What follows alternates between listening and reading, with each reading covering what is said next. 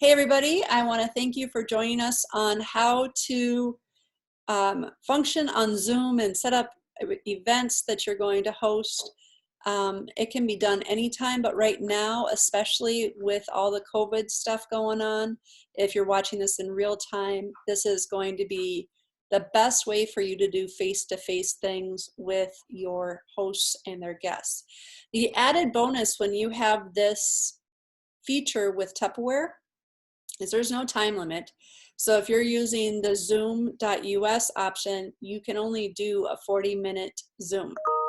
So having this ability to be able to have unlimited time does give you a little bit extra goodness, but you're going to find tonight that when you do a Zoom party, you don't want to be on for hours. But what that does mean is for those of you who have family members and people that you wish you could see face to face but can't because of whatever is going on in the world, or maybe you don't live near them, you could use Zoom as a way for you to socialize with them as you can use it for personal use too. Tupperware is not going to police that. Does that make sense to everybody? Great. So let's get into how do you actually get started. The first thing that you're going to do is you are going to need to change your Zoom or your paid website to a Zoom account. And the place that you do that to start with is on my.tupperware.com. And you do that by going up here to where hopefully you have a picture here and the US flag, and you're going to check your account.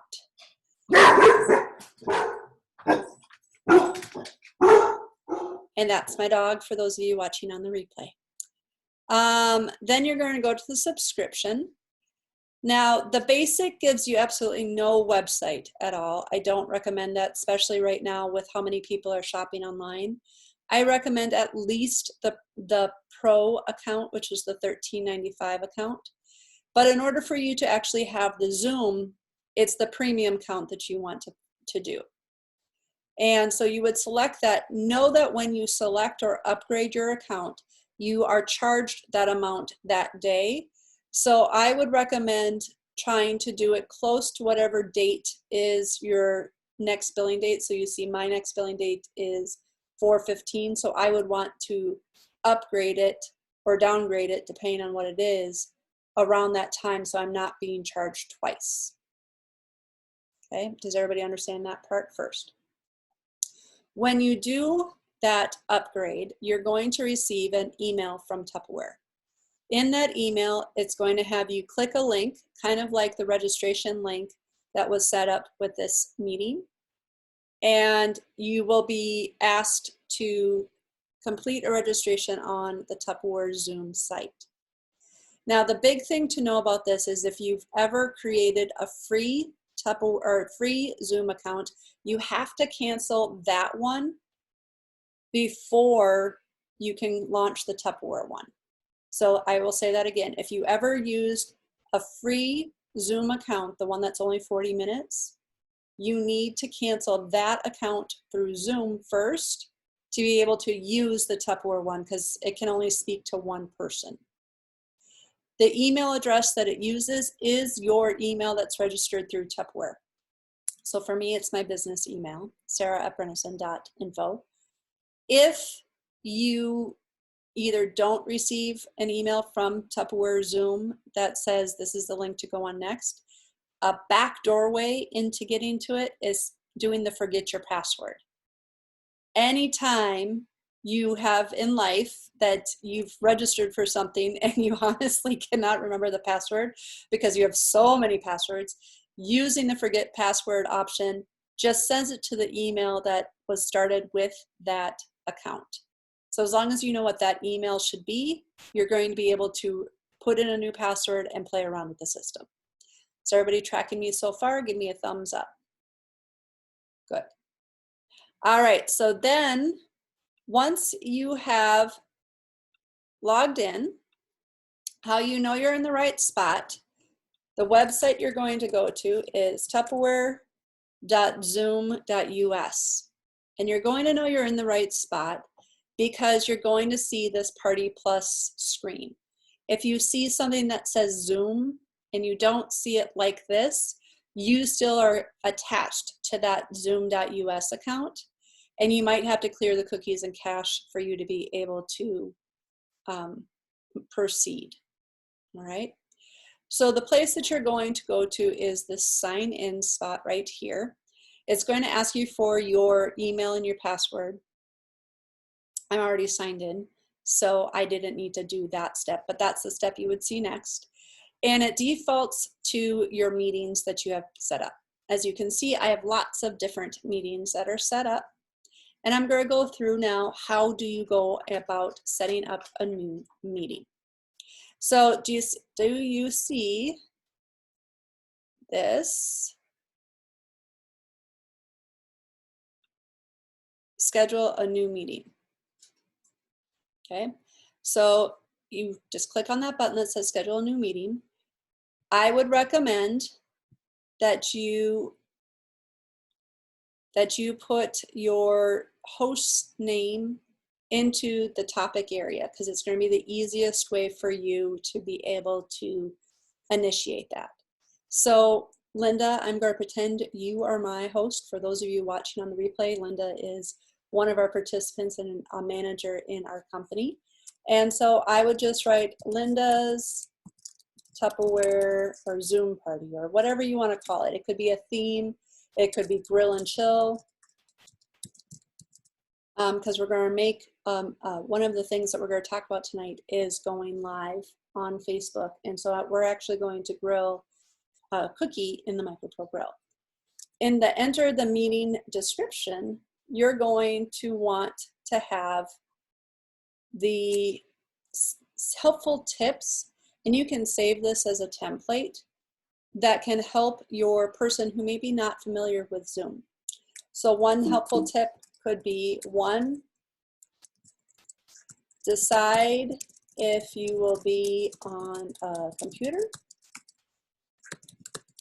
with a camera or use your phone, tablet.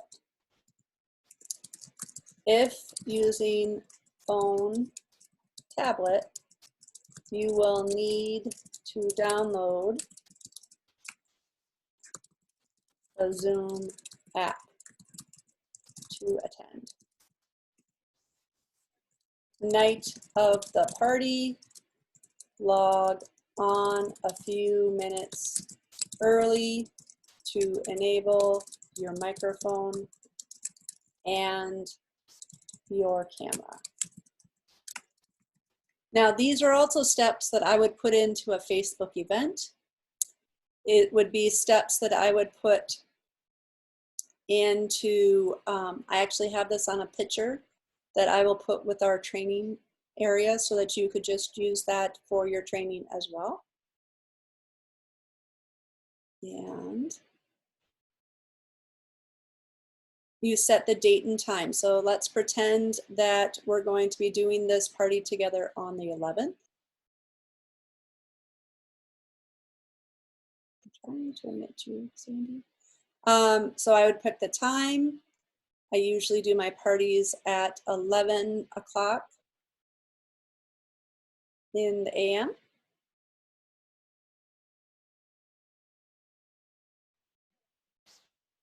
And you pick the duration. Now I would set it for, at least an hour. 2 hours, but I would never be on that amount of time. The amount of time for your actual Zoom party is recommended to be around 30 minutes to a half hour. When you have it be around that time frame, then you're able to make sure that people aren't getting lost. And one of the things that was shared with us on our training before was you could go live in a Facebook event if you're using Facebook as well with some premium demos prior to the Zoom. So the only thing that you're showing in the Zoom is a recipe, the kit so that people know about how they can join, and maybe the hostess special and some of the specials. So you can keep it short and sweet and hear it. So that makes sense to everybody so far. Okay, so going back to the meetings setup, you're going to have the ability to make this a recurring meeting. That's not logical if you think about it, because Linda's not going to host a party with me every week, and if she does, she ought to just join at that point. Say yes. But it is recommended by Zoom that you do have required registration. And what that does is that allows you to give a link to the hostess and to post that in the event that has people actually register that they're going to show up to this event. It sends them an email with the link to join, and it gives a better indication of how many people are actually going to be on. People are really used to the idea of registering for things now. It's how people register for webinars. It's how people register for events, especially right now as people are not seeing each other as much face to face. So this isn't unheard of to ask somebody to do this. You can require a password. Zoom does recommend that right now, so that way people aren't doing things inappropriately. I believe you could probably change this number to a name or to something else if you want. That's going to be up to you. You're going to want to have the video be on for the participants and for the host. It is really boring to have people not on camera, so that is something you're going to want to stress with your host and your guests. As a person that's doing Zoom parties, I am only going to give gifts to people who have themselves on camera. I am not going to give gifts if they cannot be on camera, because it's boring and it's not interactive. You do want to have the audio be for telephone and computer, so you're going to want it to be both. And what I did tonight is I enabled a waiting room. And so I'm admitting the people one by one as they click on the link. Since this meeting has started, I've enabled 3 more people to join this meeting that's being recorded. If you don't want to have to deal with that, what you can do is enable to join before the host. Now, there is some added safety things you might want to enable first if that's what you're going to do, because you don't want somebody showing inappropriate things before you show up. So the recommended option is to actually just do the enable the waiting room. Now, if you have somebody who is going to be co-hosting with you, like if I know that Rose Huss is going to be co-hosting with me, I could type in her email right here, and then she could be acted as a host when she logs in. Honestly, I would not bother with that unless you really needed to, and I would never make the host a co-host. I would put myself only in control of a Zoom party, okay?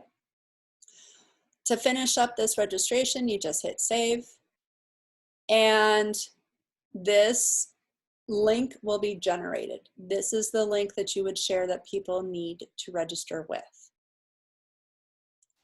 Okay. It tells you all, if it has an X by it, it means that it's not allowed. If it has a green one, it has that it is. And it tells you exactly how many people have registered. Once people are registered, you can actually resend the email. I can also send me a preview email so I can see what they're getting, so I can edit it if it doesn't make sense. I can upload a picture if I want to. For our Zoom bingos, I have a Zoom bingo picture that I use so that people know what they're registering for. You can even do a poll if you want to and say, how familiar are you with Zoom? And so that way you can gauge how familiar people are before they even get there, because it's going to help you when you actually start it all out. And then the live streaming is just that you have the ability to use Facebook Live. So this is how you do your meetings. So I want to show you what it looks like so that you can see what it means when they're registered. So this is the meeting for tonight's training. you can see that down here we have 10 people who registered to be on. I can see who registered to be on because they're right here. And I would go to the next page to see the full list. What I can do is if I cancel the registration, I can click that. It will automatically send an email to every single person saying that the event has been canceled. I can also resend the confirmation email the day of so that people have that fresh in their inbox. So that's another really good reason why to have people register, because it helps with communication and you're not having to try to figure it out. It also sends an email at the end saying if you have any questions, please contact the consultant that invited you, which leads them back to you. So it sends a follow-up email as well. So let's talk about different settings. And then we're going to go live using this Zoom, and Chef Connor is going to teach us how to make a cookie. So when you go into, first off, if you do decide to record anything, like if you're doing this as a training with your team instead of just a party, you can record this by using the recording options on the bottom menu bar. You might even see a record option on the menu bar that you have in front of you if you're watching this in real time. Only the host can record. And when you record to the cloud, this is where those recordings show up. So these are recordings that were done last year, and they're still here, and I can access them at any time. It will record your chat, and it will record your camera, and it records the sound separately. So it has the ability to do all of those.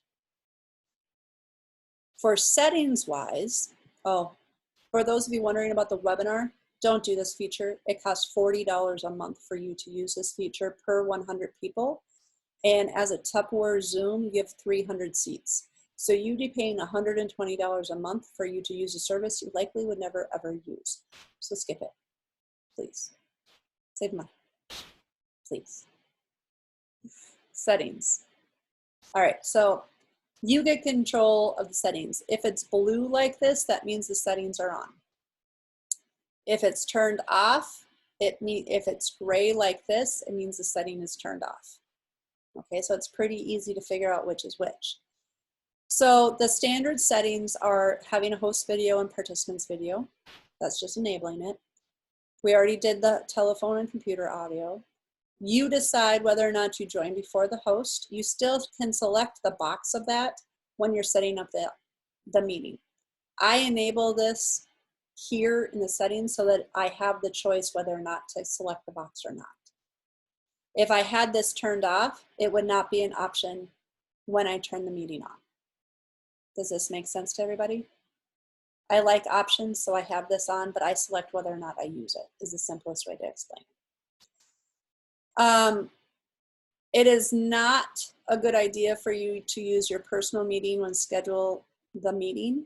It's recommended by Zoom to turn this one off. And the reason why is if you use the same number all the time, that's how people can hack into the system.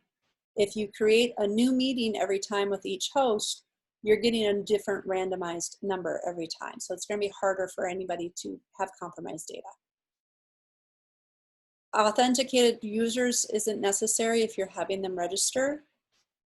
If you can require passwords. It's up to you whether or not you have those on. I have it so that if there is a password being used, it's just embedded right in the link just for ease of the participant. It's going to be up to you whether or not you do it that way. If you don't click it like that, then they will have to type in that 6-digit number that you got in the email that was sent to you, or whatever the password is. You can choose to mute people on entry, which means they will automatically be muted, and then you as a host are the only people that can mute and unmute people. I don't usually do that option. Normally I mute people once the party's gotten started and I want to have the only voice and tell them to unmute as they have questions. It's up to you whether or not you have desktop notifications. Some people like that on, some people don't. You can do this encryption but that really only matters if you're having a third-party source, and none of us are using that. We want people to see the chat, but you can disable chat if you don't want to have it. So you can do that, and you can disable private chatting. I don't think it matters, so it's up to you whether or not you want it. Autosave means you get to have a copy of the chat. I find it distracting that when somebody comes or leaves, that there's a chime that happens, so I disable that. I want to be able to do file transfers, so if they're on a computer, I could send through the chat the sales specials. I could send a copy of the catalog maybe, or a link to the catalog. So that way it's able to be more of a physicalness. They could download it then to their computer. Feedback to Zoom just tells Zoom what's going on, so that if there's issues or whatnot, you have that ability. You can do an end of meeting feedback survey that automatically goes out. It's up to you if you want to do that. Co-host just means you can have them. Polling means you can do them. And then showing the meeting toolbar is the toolbar that's on the bottom of your screen. Screen sharing. Who can share? I highly recommend you change it to host only. Because if you have all participants, then they can start sharing whatever they want, which is how people were seeing inappropriate movies being played on Zoom. Honestly, for any kind of Zoom party that you would do with your host, you really wouldn't need to have them sharing their screen. Sharing their screen is what I'm doing right now. There's really no reason for them to do that. Who else can start screen sharing? Well, if you have the host only, that's the only one that could be the option, okay? You can disable screen sharing and only allow people from select applications. I also encourage you to disable the whiteboard. The whiteboard is allowing people. I was on a Zoom call with our regional Sharon, and my husband was helping figure out something, and he brought up a whiteboard and started drawing out Trogdor. That could happen in the middle of a party, and that would be extremely distracting and disruptive to both the guests and to yourself as you're trying to figure out, okay, how do I disable this? So I just turn it off to begin with. Remote control is a person who's sharing it can allow others to control the same content. Nonverbal feedback just means you guys can raise your hand, you can give thumbs up and stuff like that in the buttons that are down at the bottom. And allowing people to rename themselves. Like I was able to rename Carrie's phone, Carrie Essler. Being able to do that is helpful because if I don't know the phone number, I'm not going to be able to interact with them very much. Breakout rooms, it's not very necessary if you're doing that as a Tupperware party because you don't really need to put people into little rooms. It's that is really handy if you're doing a meeting and you want to do like little meeting group projects, like if you want 3 people in one room to talk about one part and 3 people in another room to talk about another one. It's not necessary in a Tupperware party because you don't want anybody to leave and go someplace else. All of these remote support, closed captioning, saved captioning, far-end camera control, none of that needs to be turned on, and it's usually not turned on by default. You can have the group HD video, and the virtual background is really nice because then if you want to, you could have a different background back here. To do that, you would go down to your menu bar where you have the ability to turn your microphone on and off. Right next to where it says stop video, there's like a little camera or a little upside down V, and you can click the box that says virtual background. I'm going to see if I can screen share that. I don't know if it will let me. Oh, there you go. So it's going to screen share my whole desktop right here. So do you see the virtual do you see the settings box? So if I wanted to, I could pretend I'm in the studio and have the studio behind me. Likewise, I could pretend I'm in San Francisco or in a bunch of grass or in another world. Or you can even be having the Northern Lights. Now, one of the trainings that was on Facebook was Rich explaining 5 different tips on how to be effective on Zoom. And one of them was to use that visual background if you have a lot of stuff in the background, because you want to have the very minimal space going on back here. Like, for example, if I brought you to my kitchen and our dishes aren't done, you're going to be wondering what's in the pots and pans. Do you guys remember that as part of the training from Springfest? So having this, even this could be distracting because people might be wondering, okay, who's in that picture right over there that's in that frame? So trying to minimize what's behind you is what the virtual background will do. Oh, she is. Okay. Perfect. Can you let Connor know that we're going to be doing his segments like as soon as I'm done wrapping up this part, and that we need the box. All right, so talked about logging in, coaching the host. You're going to want to remind them to register themselves because they have to register to get the link if you're using that option. You're going to want to coach them to communicate with their friends to do that as well. And now we're going to talk about how you can go live on Facebook using Zoom, which is really exciting because this just opened up for us. Okay, so the way that you do it is down here on the menu bar where you see your microphone, your stop video, the, I don't know if you guys have an invite button, but I do as a host. I can manage the participants is down at the bottom. I have a polling thing. I have a share screen little green box. I have a chat, and I can pause and stop a recording if you're doing a recording. And then I have the reactions. The very last thing before end the meeting is more, and there's 3 dots above it. You're not going to see this option on your end because you're not the host right now. But as a host, I have it on my end. What it does is it will pop up when I click on the more, an option that says live on Facebook.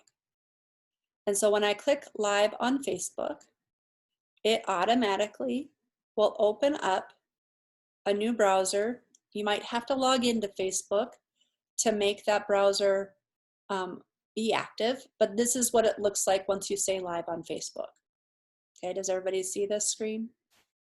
Yes? Okay, so I'm going to take you to Studio 2, which we affectionately call our kitchen. And I'm going to show you how you're going to want to set up for a live demonstration. Can you grab that box that has the Cricut thing in it that's in the other room? One thing you're going to want to do is, since I'll be using my laptop to go live, is you want to probably have a little bit of height, because if I put this laptop right here, this is what you can see. Just grab one of the catalog boxes, please, and thank you. So while Connor is grabbing a catalog box, how we go live on Facebook is you have to tell Facebook where you want to go live. Do you want to do it on your timeline? Pick one that isn't open, please. On your friend's timeline, in a group, in an event, or a page you manage.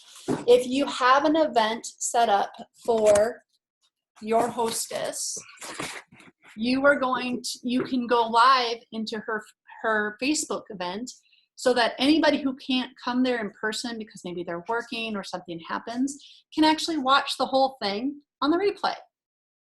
That is also how you could do your lives prior to the day of the actual party.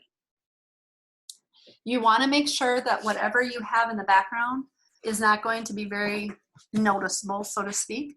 And I didn't coach him to do this, but Connor set up all of the ingredients himself because this is his live. Beforehand, all I coached him to do was to actually make the cookie, because the cookie that we're going to make that's featured in the 2020 May birthday month brochure makes 2. And so I coached him to make one of them already so we can do a as seen on television kind of moment. Does everybody understand? Because honestly, they don't need to see you mixing up that bowl. that's a waste of time. There's absolutely no need to do that. You can still talk about your modular mates and how you bought your flour and stuff in bulk and how your brown sugar doesn't go hard before you are doing it. But you can be able to do it that way. All right, so we're going to share in a page because we're going to go live in the studio page. And so you tell it where to go and you hit next. And what I love is it gives you a preview before you actually go live. So that way you can make sure that whatever you want to show is right there in the camera. It shows you this preview right here in this box. There is a 10-second delay when it comes to Facebook. So whatever I do, nobody on Facebook actually sees it for 10 more seconds. So you can see my fingers, how I did them 10 seconds ago was that. It's a little bit weird at times until you get used to it. So because I'm going live on the studio page, you do want to say something in it. So we're going to say grilled, what do you want to call this? Grilled cookies with Chef Connor? It's cookies in the microwave. No, that's boring. Grilled cookies with Chef Connor. You do want to be able to put something here in the post, but you also want to title it. Okay? So, one thing I forgot to grab, I need to go grab it real quick.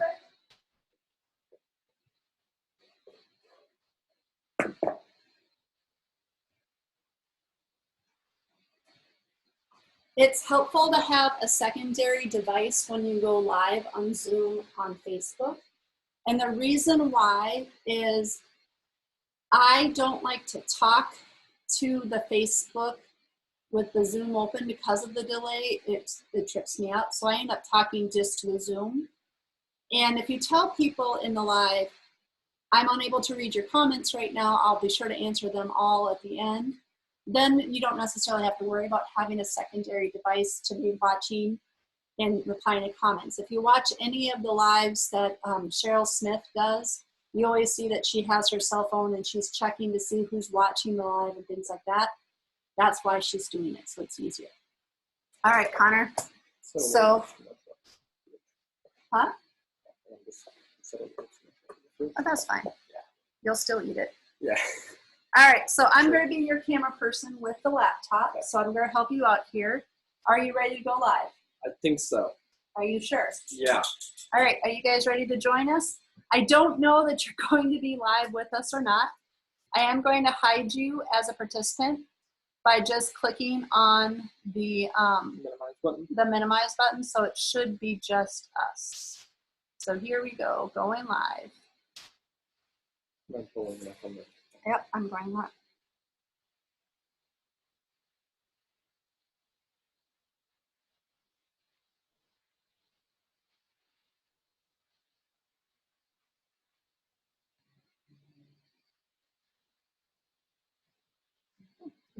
Oh, I'm live? Okay. Bear with me. This is my first time. Actually, stop. Now you have it. Okay. Bear with me. This is my first time going live on my own. So we're going to be doing a grilled cookie, is what my parents like to call it. And try to find the recipe. Its official name by Tupperware is called the cookie cake.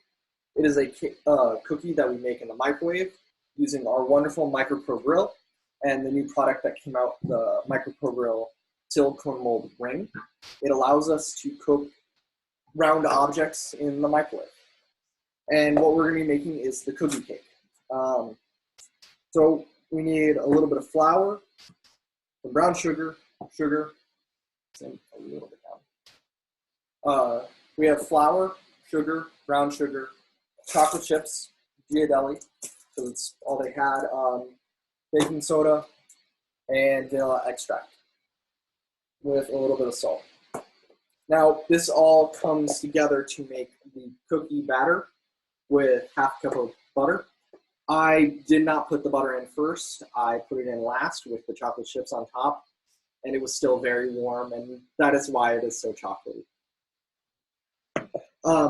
But, well, while that all comes together, we're we'll just end up putting it into the silicone mold after we put it into the microgrill. We use one of our wonderful silicone spatulas by Tupperware. Make sure it's all spread out. And how is it going to bake? There's two susceptors on the top and the bottom of the microgrill that allows it to heat up to 425 degrees, and that allows us to cook it in the microwave. Do you cook this on a high power? No, you cook it on 50% power to 10 to 12 minutes. I found out it is 12 minutes exactly, and then we'll let it rest for about 2 minutes. Now, through the power of me being prepared, we also already have one of the cookies made. Now, it comes to about, I'd say, half an inch to an inch of thickness on the cookie, and it is the full size of the ring. Are you going to taste a little bit to let people know how it is? Yeah, if my family member wouldn't mind passing me the fork that's over there. It's not. Oh, yeah, that's what it is. Okay, this is a Tupperware branded product, not whatever that was.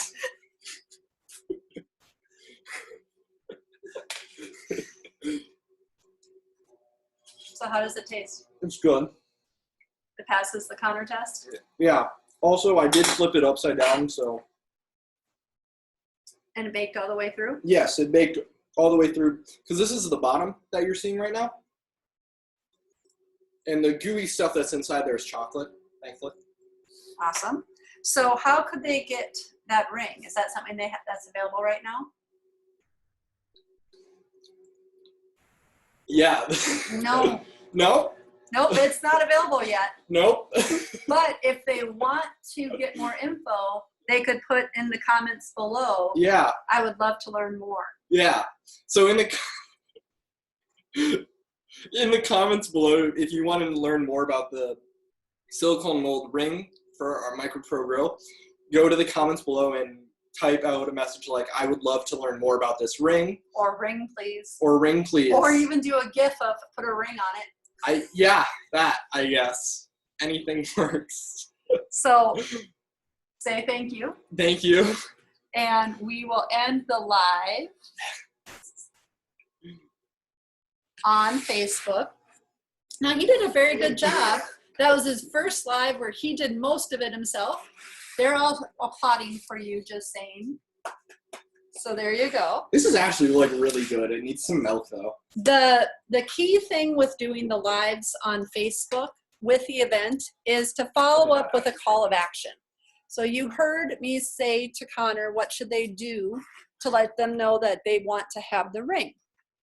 Having some kind of call to action will give somebody a reason to comment under the post.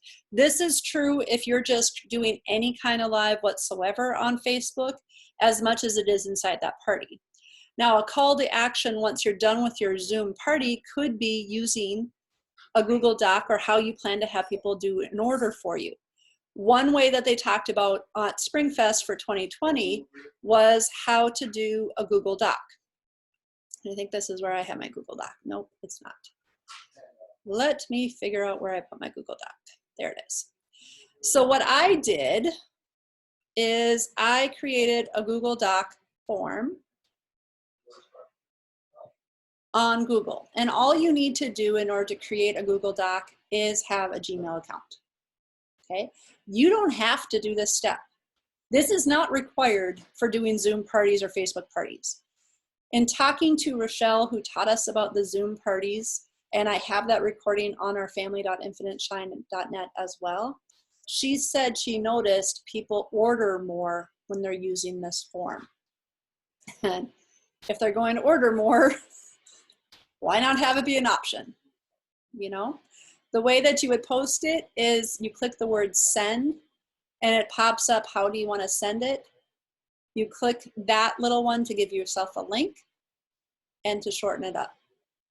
And then you would post that link inside the Facebook event, or you could text it to the participants, or even take that link, open up the chat, and put it right into the chat for people to look at. So now if you go into the chat and you click on that link, it's going to open up my Google form so you can look and see what it looks like. Some things I do want to share with you about this Google form is it's very important to personalize it with your own information.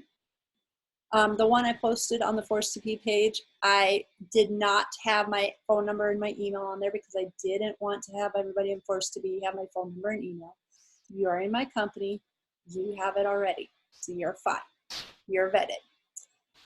You do want to for host name so that you know what party you're going to have, because you can see I have 3 responses already.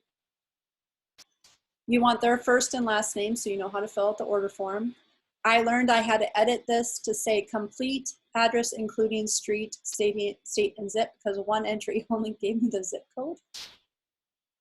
So it didn't really work very well for helping me order. Your email, and then I added this one that was a little bit different. Would you like me to add your email to my email newsletter? You have the Tupperware Trends option. It's $5.95 a month. You get the first 2 months for free. Oh, thank you, Debbie. You get the first 2 months for free. It's an email that automatically goes to their inbox once a month when the mid-month flyer launches. So next Monday, when the mid-April flyer launches, anybody who's in your Tupperware Trends is going to get that email. And then it is connected to your paid website so they can automatically go shopping. It always has a recipe in it, so there's added value that way. And you can list what your upcoming events are. So if you want people to come to the virtual bingo, you could say, join me at our virtual bingo on April 14th or the 23rd. Email me back to let me know which day you want to come. I'll get you the info. Something like that. If you're doing a vendor event, you could put what vendor events. Nobody's doing vendor events right now. So this could be a way for you to do some business. A phone number in case I have questions about your order. And then they just type out what they want with the item number and quantity. The average order using this, by the way, I'll show you what my responses are in a little bit. Putting the bonus buy picture in there, they get to choose yes or no. So that's like asking them at the table, would you like to have this? And you are figuratively giving it to them at the table, but through a form. How would you like this shipped? So that tells exactly how the shipping works. It is recommended that you do not leave a credit card in a Google form. No matter who coaches you to do that, don't do it. Even Google says, do not put credit cards into Google form. So if the company that makes the form tells you not to do it, listen to the company, just saying. I do tell them that these are the 3 credit cards that I use. Now, some people will ask you, do you take Venmo? Do you take PayPal? That's going to be a personal choice on your behalf. I choose not to use those options, even though I have a Venmo account. The reason why is I've had consultants in the past tell me that some people have not been kind. Let's put it that way. They said all of a sudden that that was a fraudulent charge, got the Tupperware, got their money back, and that consultant is out the full amount, because it's directly withdrawn from their checking account. So I recommend using Tupperware's tools of their Visa, MasterCard, or Discover. If you have the Tupperware card, you're going to get that overpayment refund 2 weeks later, just as a paycheck. You don't have to wait for your mid-month commission in order to do that. So it is possible for you to get paid weekly through Tupperware by just using your Visa, MasterCard, or Discover option, which I highly recommend. All right. So you want to make sure that anything you absolutely want them to fill out is required as a heads up. And if I wanted to delete that one, you just hit the trash can. If I wanted to make something that's similar, I just hit duplicate. So it's very easy it's very user friendly. And there's a tutorial that I put on the Force to Be page, and that will be part of this training in the family.infiniteshine.net of step-by-step picture tutorial. So we always talk about hosting. It's important to have the right host gift special. These pictures typically come from my Tupperware or the My Tupperware Catalogs and Flyers group on Facebook.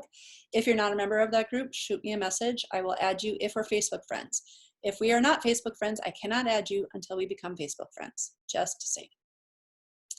letting them know that they have 4 options and they have to select one is a good idea. Have you ever thought about doing something like this? That's where you're starting to gauge their interest. Having the current recruiting offer, giving them choices, and then mentioning fundraisers. If fundraisers is something you want to do. If you don't want to do fundraisers, don't put it as an option. Okay? Would you like to be part of my VIP group? Well, now you need to have a friend request with that person if you're going to do a VIP group. And if their name is different on Facebook, because not everybody has their same first and last name, who should they be friending? Or are they going to send me a friend request? And again, I have my info at the bottom. What I found is the average order ended up being around $50 to $70 when I use this Google form. So you can choose to go by responses or by individual. So I would go by individual so I can individually see people's name. So this was for my host, Tammy. Candy is right here. She gives me all of her info. And look at her order.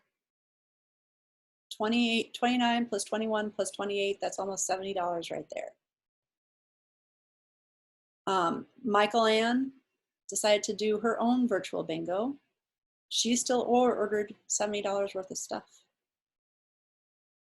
And then Lisa, who was a past host, she's just doing a can opener and a butter dish, but that still is almost a $60 order. So in a way, it almost is like the shopper order form to use Google Doc. You can use a Google Doc in a Facebook party.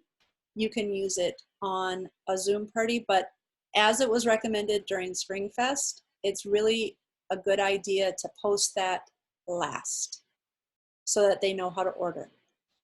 Don't post your shopping link. Don't share. Tupper Connect is one of the things that was recommended in the training, because the big thing that I have found in all social media parties, no matter what it is, if I can get the person on the phone, I can always upsell them because I can let them know what they've qualified for. I can ask better if they want to join or if they would like to host. And I can start to form a relationship with them. If you only do everything off of the Google form or off a text, or you have them only go to your paid website, you don't have a relationship with them. You will never be their Tupperware person.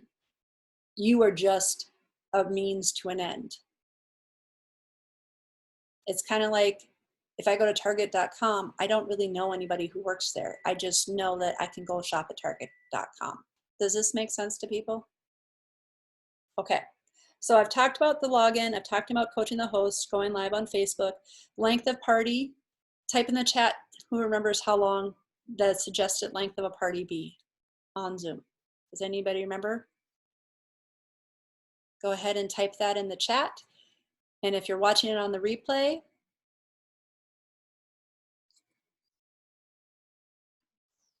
very good, Linda. 30 minutes is what she typed in. So 30 to 40 minutes is the max.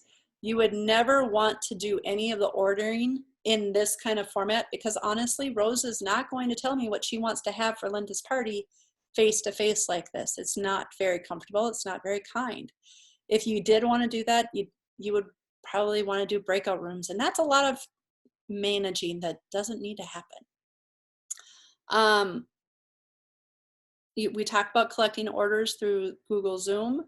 So I'm going to stop the recording now, but before I do, the last question I want to hear, everybody here, is when do you plan on starting your first Zoom party? And the best advice happened on Saturday at our SpringFest when somebody said, whenever you do your very first Zoom party, expect it to have difficulties. Expect it to not go perfect. Because you know what? Your first Tupperware party was not perfect. But if you're always waiting for perfection, you're never actually going to get anything done. So be a little bit daring, be a little bit uncomfortable, and dive in. You're not really diving in head first because you've had this instruction and you know I'm here to help as well. So you're not diving in head first into pool of concrete. You are diving in headfirst with more knowledge than you think you know. So thank you for joining, and I can't wait to read your responses for those of you watching this on the replay.